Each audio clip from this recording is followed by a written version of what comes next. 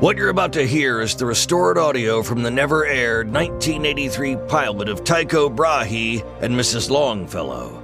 Originally filmed as a 2-hour made-for-TV special, the video was sadly lost when the production storage facility suffered what investigators called an unlicensed pyrotechnics demonstration gone horribly right.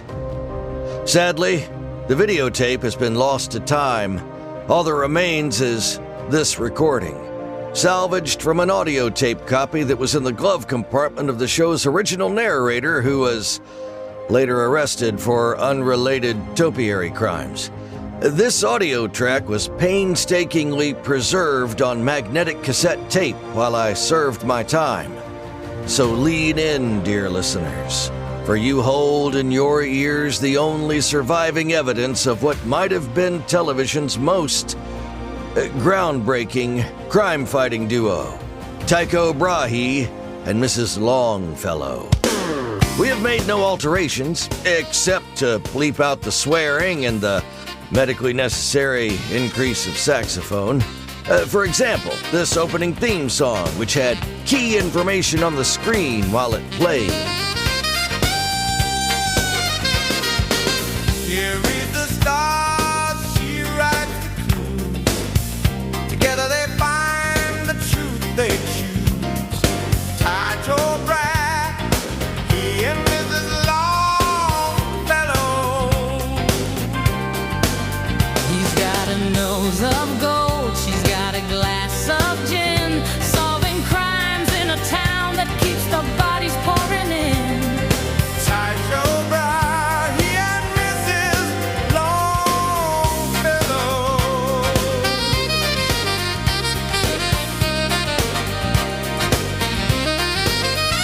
From the mineshaft dark to the mayor's big lies, he charts the heavens, she bats her eyes. Tycho Brahe and Mrs. Longfellow. There's a Hasselhoff with his badge and his frown, trying to keep order in this dangerous town. And Mayor Gribbons, ooh, what a clown. He'll sell out the people for a cocktail and crown. When the bullets fly, he comes off the sky. She orders champagne and another guy. Justice, passion, cocktails in tow. Tycho Brahe and Mrs. Longfellow. This may make some story elements difficult to follow, as certain crucial cues were purely visual in nature. So please note, certain key scenes rely entirely on visual information. Without the footage, they may be confusing or, frankly, meaningless. Without certain visual cues, you will simply have to imagine what might be happening. Key exposition originally appeared on screen during the theme song. You will not see it. This is not our fault. That is the burden of audio podcasting. He's Tycho Brahe, Danish nobleman, 16th century astronomer, mathematician with a golden nose, a genius mind, and a habit of quoting Copernicus at cocktail parties. Brought to the future by unexplained television science. She's Mrs. Longfellow, glamorous socialite, magazine editor, cocktail in hand, never asked to solve a murder in her life. Until now. He sees the stars, she sees the truth. They're an explosive combination, literally. Together, they fight crime in America's most dangerous small town, Rumble Falls. Population 12,000 and climbing. Except not really climbing because of all the murders. Adventure, trigonometry, romance, astronomy. They are Tycho Brahe and Mrs. Longfellow. He sees equations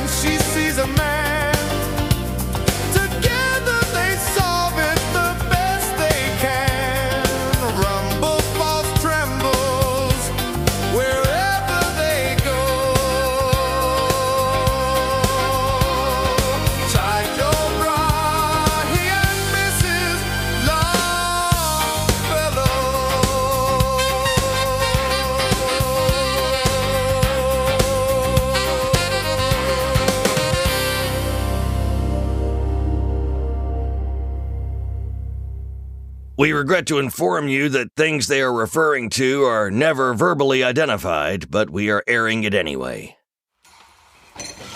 See this? Wow, it's gruesome. Golly, look over there. Look at this obvious mistake. That changes everything. Let me show you this clue. Oh my goodness. Look at this right here. This photograph was a key moment in the original pilot. Without it, you will have to imagine a security camera still of Shecky McCall pinning a corsage on a girl. Please imagine it now. Good! You pictured the correct one. If you didn't, that's a you thing.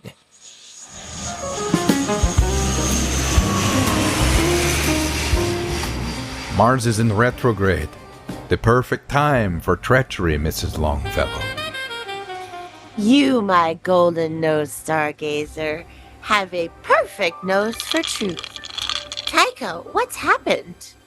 I just found a handwritten note in my crude paper map of the solar system. It's a phone message you wrote saying, Police Lieutenant Hasselhoff called about the body. They found it in a Rumble Falls mine shaft yesterday. And you wrote, bring good gin. Oh, that. Well, that. Oh, I was a bit tipsy when I tucked that into your scientific papers under romance. Return the jet again? Looks like now we're flying back to Rumble Falls. So much for our romantic getaway. I promise, this is the last time for a long while. That's what you said the 14th time we turned around. Our flight plan is always a circle.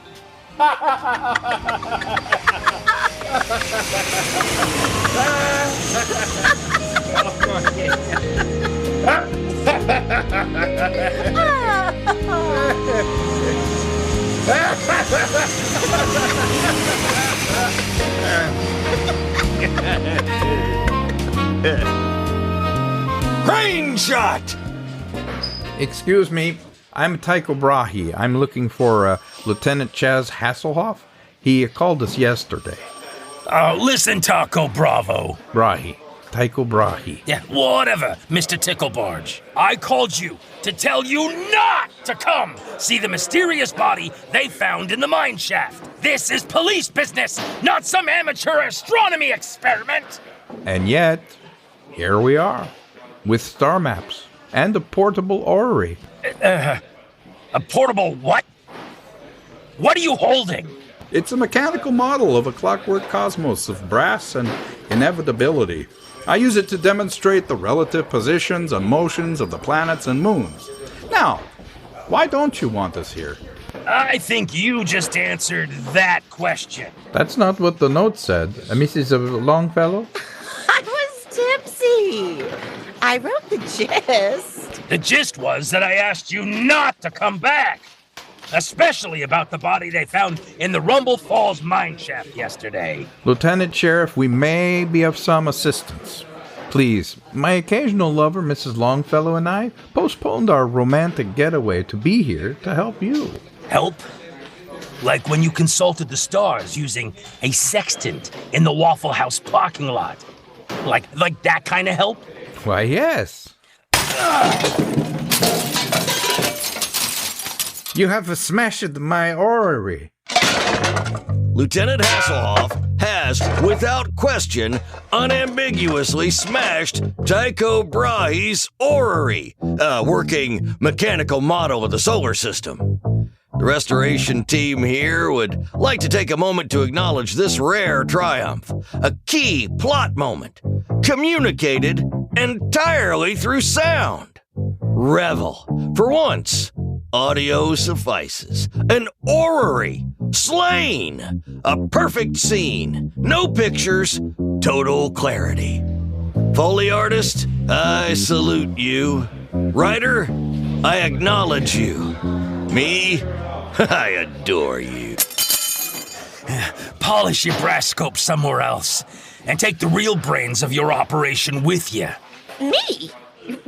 Why are you looking wanted me. Are you not his sometimes lover, the inscrutable Mrs. Longfellow?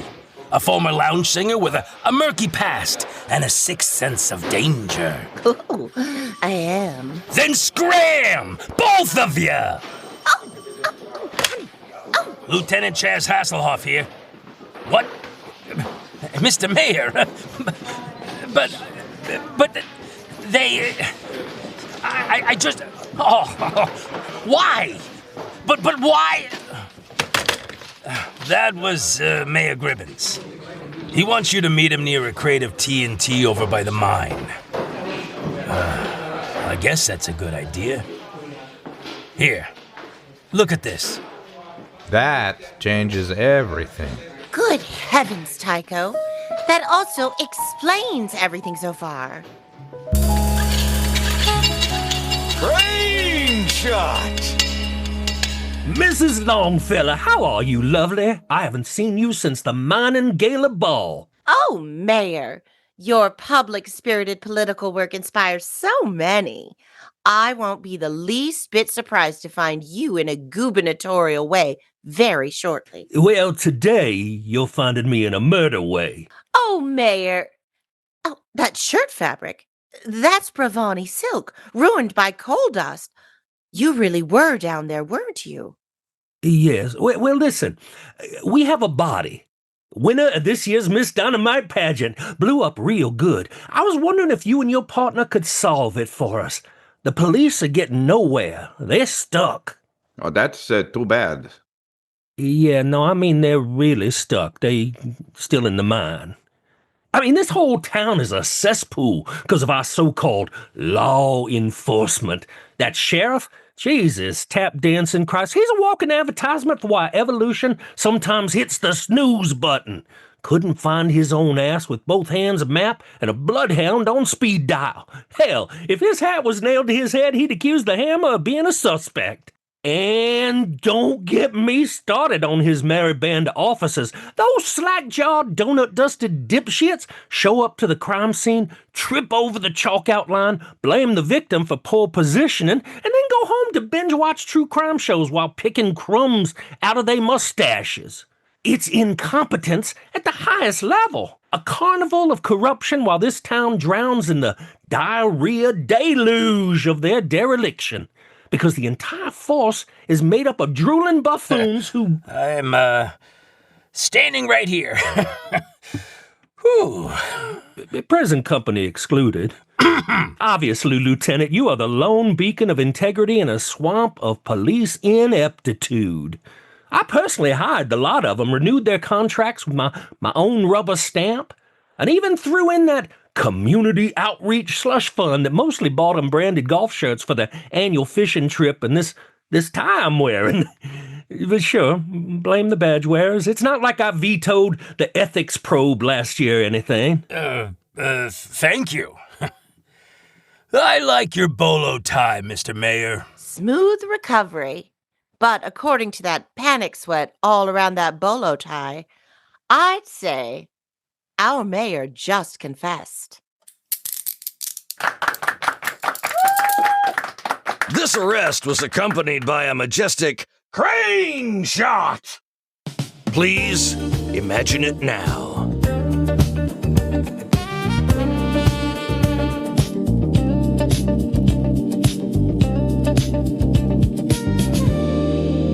Arrest him briskly. Listen, all right. How would I know half those kids would turn out to be men? That's entrapment. Yes. I was going to say you couldn't be there on the night in question by my calculations. Wait, no. No. I just realized how that sounds. You see, I gave gifts in the local toy drive, and it turned out to be the men who were taking the toys. So it really was just the toys for me. Toys to the men I thought were kids, and unfortunately me again with the baby oil. Clearly the trajectory of your search history is more disturbing than those stains on your shirt. See those, Mrs. Longfellow? It's getting dark.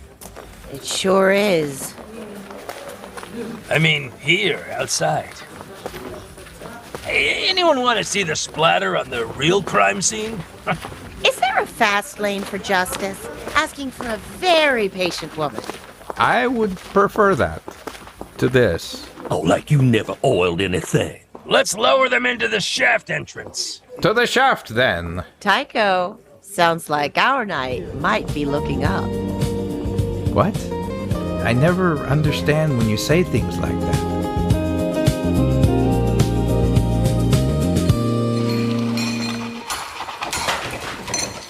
Watch your step, folks. This mine's older than the last time Congress passed a budget without pork. You know, I've always said the best politics are underground. That's where the skeletons stay buried and the voters can't exhume them for a recount. And the best politicians are 6 feet under. Pass the flash. This mine shaft's deader than democracy after dark money.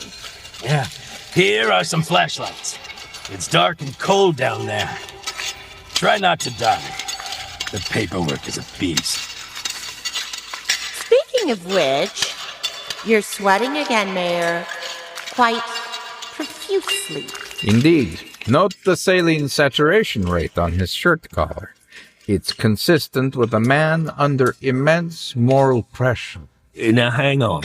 Guilt's got you gushing, Mayor Gribbons? It's a practically poetic precipitation. More damning than a Polaroid of the mayor with anyone. And behold, the trajectory of those sweat drops. They're left aligned, collecting on the clavicle. A classic sign of the guilt tilt. Look, I didn't kill anybody. I was, What?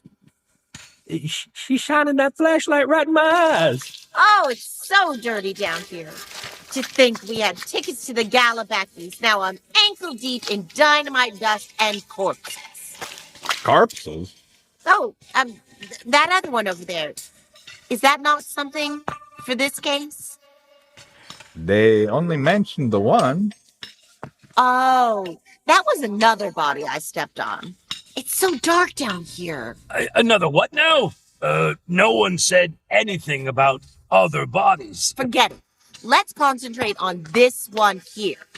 The one with the axe in it. Oh, it looks like he asked for the full Monty from the hardware aisle. Mrs. Longfellow, Yes, darling. we're all over here by this body. Oh, sure. I'll just come over there. The victim, she is yesterday's winner of the Miss Dynamite pageant, Lieutenant. Yesterday's beauty queen, today's constellation. Why, yes. Yes, she is. Oh, my. No. I know, it's a real tragedy. No. I mean, she so didn't deserve to win that beauty pageant. I mean, look at her. Look at her face. That's it there, right? I was this close to being crowned Miss Sensible Hosiery of the Greater Mid-County Rotary. Yes, a real title. Embroidered sash, beige with aspirations, and then... What? I blinked out of sync one time. I breathed through the wrong nostrils. The judges marked me down for excessive sincerity, and poof! There goes the life. Do I regret it? Only when I'm sober, which frankly I treat as a seasonal allergy. I know she had the Vaseline teeth, pageant walk like a shopping cart that knows its worth, talent routine involving interpretive jazz mittens. But come on. Miss Dynamite here has self-tanner on her. Where is her other leg? Mrs. Longfellow, she's been, how shall I put it, explosively disassembled. Well, darling, that's certainly one way to work a room. Speaking of, I am cold down here. Perhaps you and I can go drink to her trajectory and make warming gestures on one another.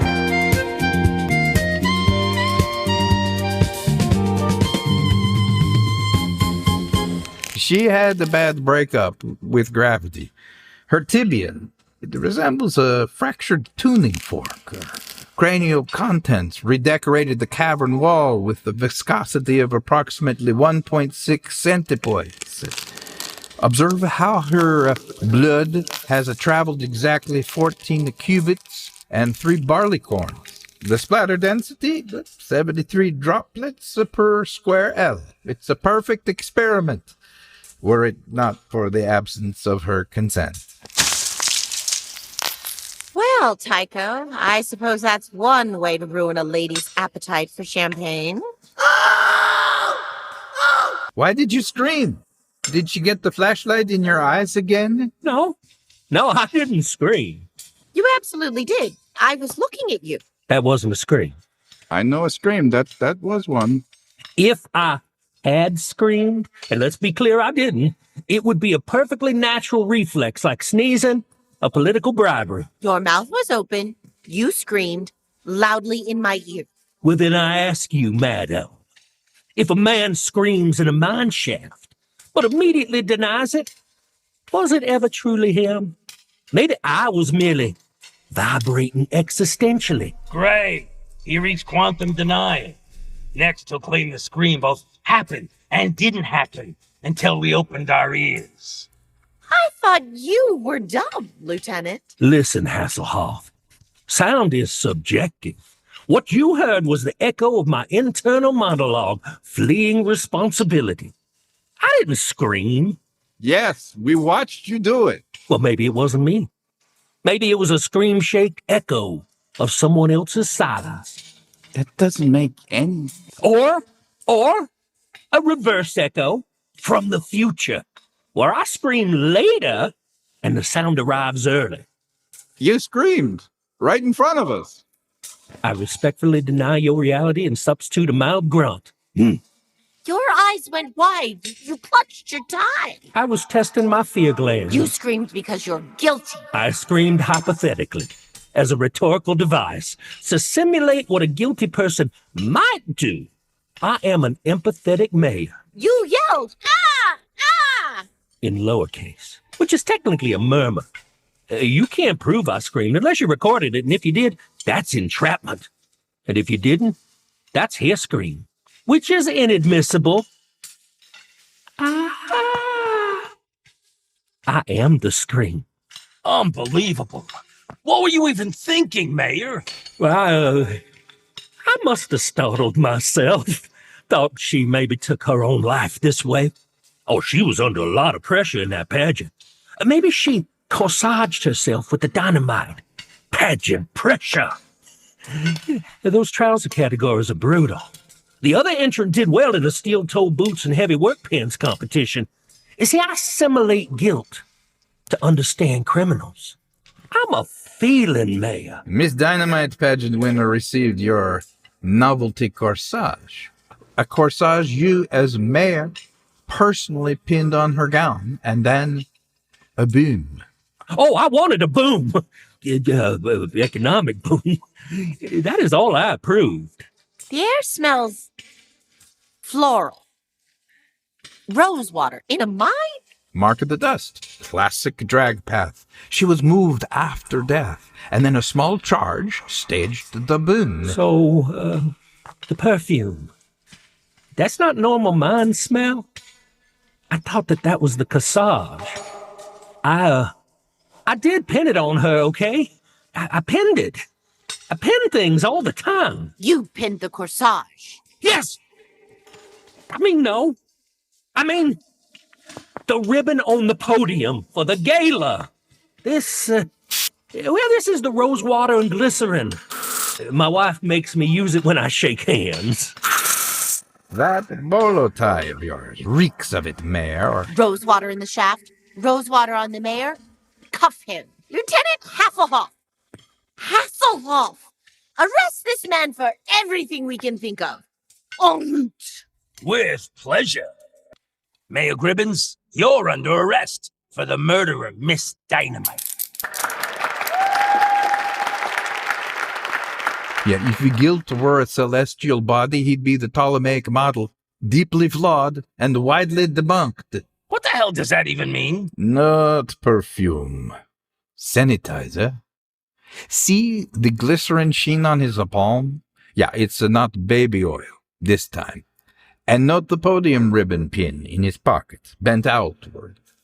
not the corsage pin. The mayor is venal, yes, but the mayor couldn't have done this to her. Because the dynamite did? Aw, it's a good thing you're pretty. Keys? And again, you've arrested the wrong man, Brahe. Could someone at least switch me to my oiled looser wrist? I found a hole in the sky. According to the position of Orion's belt, the killer must be left-handed. See, Mrs. Longfellow, I knew if I could find the hole here, we'd get some satisfaction. Darling, you really know how to romance a girl.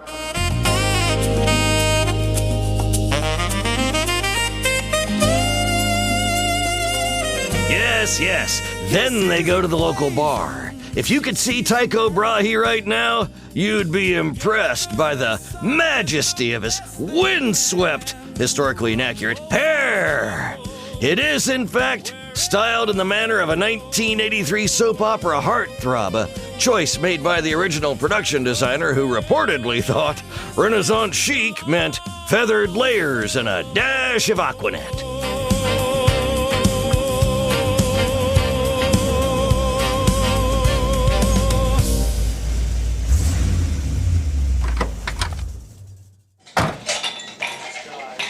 Excuse me, foreman, I'd like to get in the bar. No problem. I was just leaving, actually. But you just walked in and stopped directly in front of us. No, I didn't. What is it with the people in this town? Foreman, you're standing between me and the bar as we speak. That's not me. Must be somebody else. You're wearing a hard hat that says Foreman Steve. Am I? Well, must have borrowed this from a Steve. A different Steve, not me. You're holding a stick of dynamite. This is a candle for romance. You know, mining romance. It's fizzing. Just ambiance. Why are you questioning me? Well, because you're walking into the bar and you saw us and then froze and then lit that dynamite. Nope, not me. Never been here. Don't even know what a bar is. Is that a legal thing? You're sweating like a pancake at a griddle orgy. Naturally oily. I exfoliate with gravel. Curious.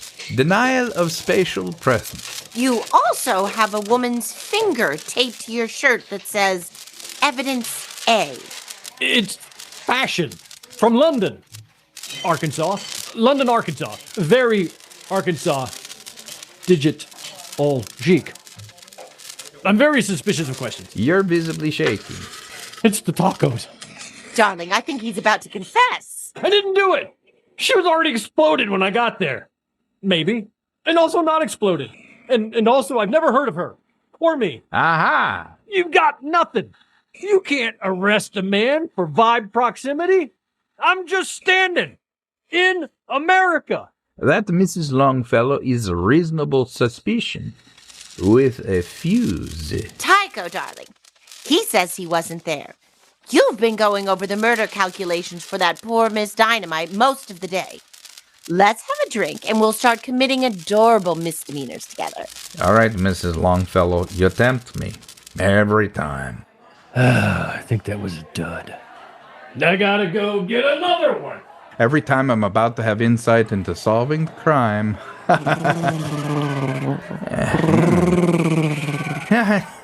Well, it's so fun to seduce you. You do. Oh, there's the bartender. Miss! Oh, Mrs. Longfellow. Back again. Another round of bourbons. And a chorus of Total Eclipse of the Heart again. How did you know? Mrs. Longfellow?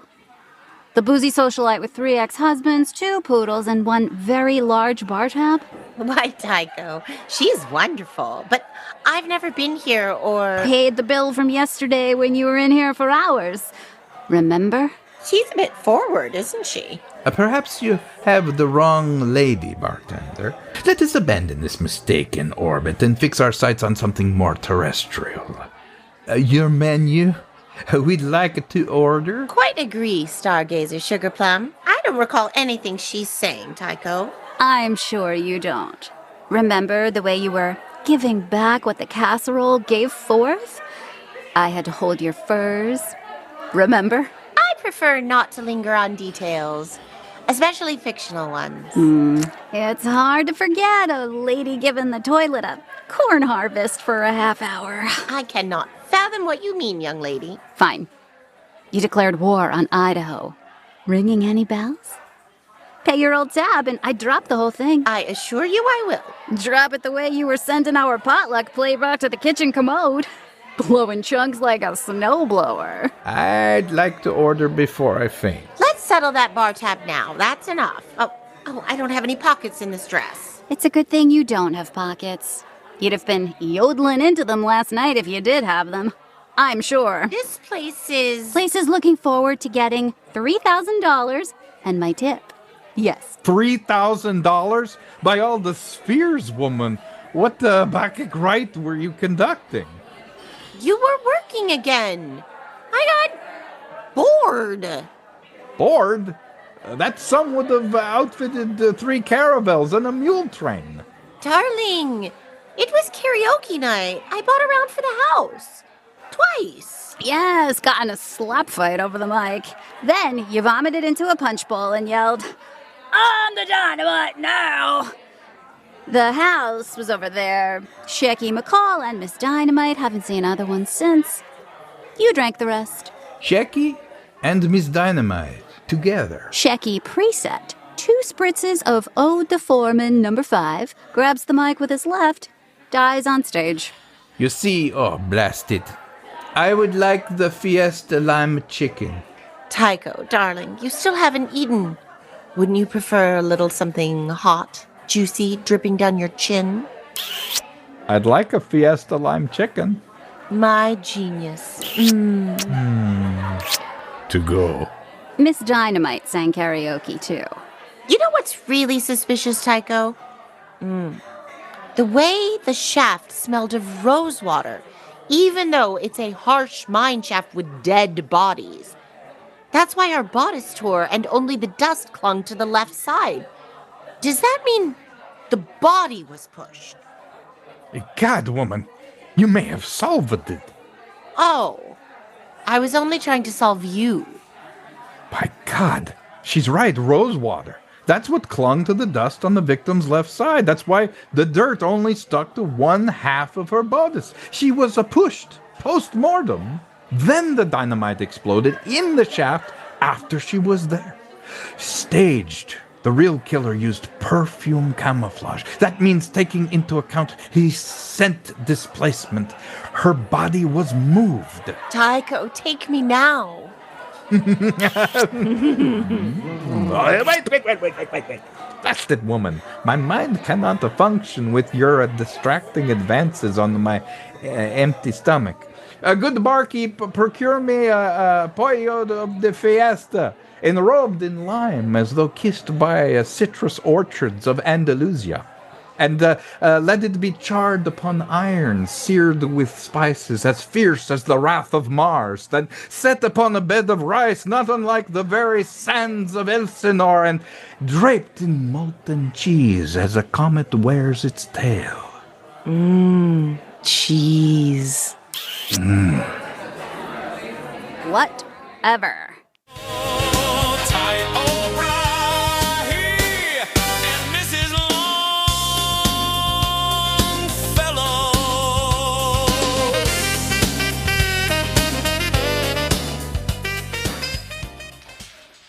Observe, Mrs. Longfellow, the last trajectory of Miss Dynamite. You see here a geometric overlay of the mine shaft, triangulated with the seismic tremors recorded at precisely this time. You see? The way you tap your thumbtacks into that corkboard makes me tingle. Focus, darling. Mineral adhesions on her bodice suggest prolonged contact with the feldspar. And notice, if we consider torsional stress upon the granite wall, amplified by the shaft's natural acoustics. Oh, Tycho, torsional stress on the granite wall? The very words make me weak. Take me now, right here, in that dirty jail cell across the hall. No! No! No! No The way! trajectory No of the way, perfume Mrs. droplets, Longfellow! the crater pattern of blush powder all point to... The stains on the mayor were the perfume spray, then? We need to arrest him a third time. No, I wish they were. I really, really do. You smell like dynamite powder and men's cologne. Like the foreman did in the bar, a faint scent of bergamot and betrayal. Yes, of course. Dynamite residual mixed with eau de foreman number 5. Only one man could exude such a volatile bouquet. Wait, did I just... No need to thank yourself, my dear. I was going to solve it in the bar. You merely harmonized with my line of inquiry. Like a drunken Greek chorus. Oh, a chorus. Sing to me of torsional stresses again. Lieutenant Hasselhoff, take a note. The foreman's guilt is all but proven by the lingering olfactory top notes upon Mrs. Longfellow's lips. She's drunk, you nitwit. Bah, genius is often mistaken for intoxication.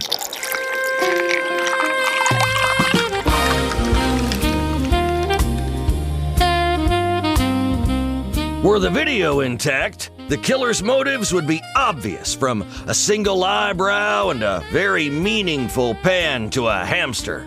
Without them, you'll have to accept my word, which is legally binding within this program. I see it. The foreman, Steve, lures her with his musky cologne and promises a free dynamite. Then, whoomp, he pushes her in, covers her with rubble, lights a cigar, walks away.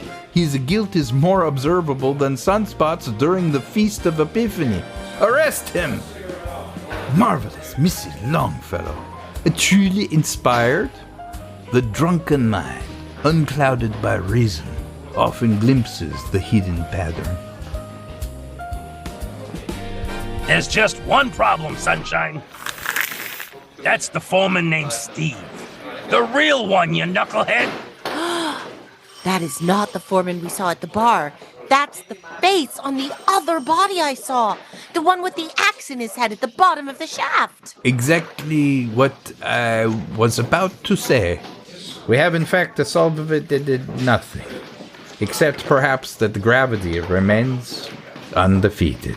Well, we did arrest Mayor Gribbons. And again, you've arrested the wrong man, Brahe. My logic betrayed me. Darling, if it makes you feel better, your logic was hard. Right. Thanks for playing. Kindly vacate my station. We've got a crime to solve. It doesn't seem that hard to solve at this point, Lieutenant Hasselhoff. That rosewater reek in the elevator shaft says our victim was dressed after the fact, moved post-mortem. The dust riding only one side of Miss Dynamite's bodice proves it. Your foreman at the bar? An imposter. The real foreman's the other stiff sickle with the axe.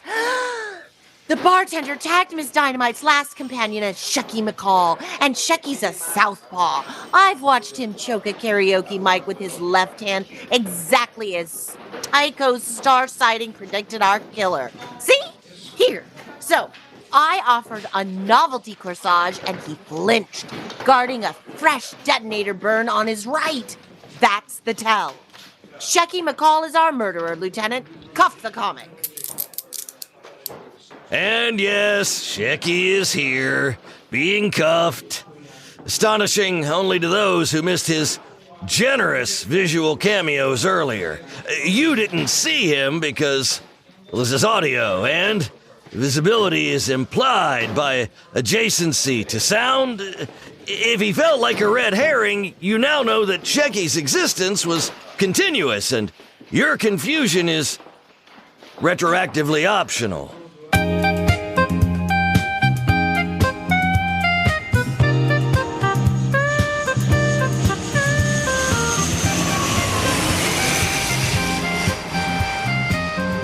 Well then, Mrs. Longfellow, perhaps we should resign ourselves to a holiday, a romantic retreat. The Caribbean, clear skies, mineral sands, perfect for geological. Perfect for me. Take me now in the cockpit. disengage the autopilot and let the heavens steer us. Well, yes, I am Zun's woman. Thou hast taken my calculus of shafts and strata and replaced it with a most inconvenient priapic vector. Kiss me again, you fool.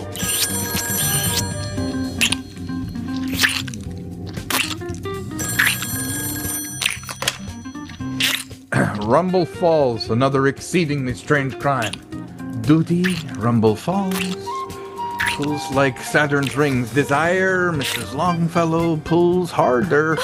Or we keep flying our jet, Tycho. We've never solved these things before.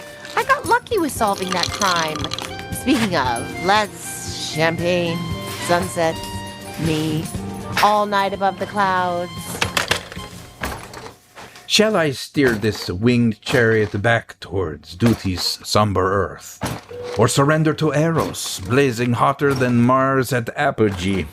To turn about towards Rumble Falls, that dingy pit of miners and mischief?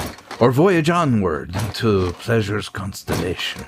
Oh, vexing stars, they pull at me in contrary vectors. Duty's bleak attraction below, or Venus herself beside me, promising celestial conjunction at 30,000 feet.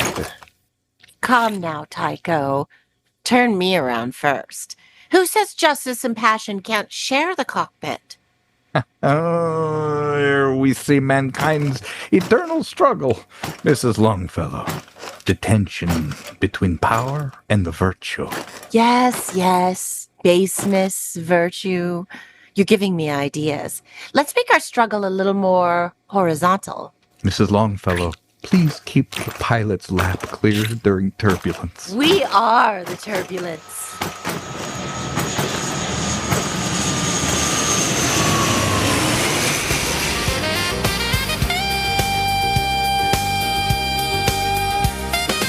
Next time on Tycho Brahe and Mrs. Longfellow. A swimsuit model explodes at a mining gala, an outcome statistically common in Rumble Falls.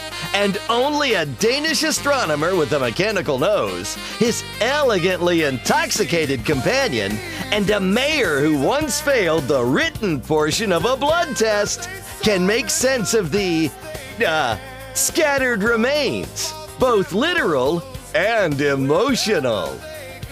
Spoiler alert! They probably won't. Tycho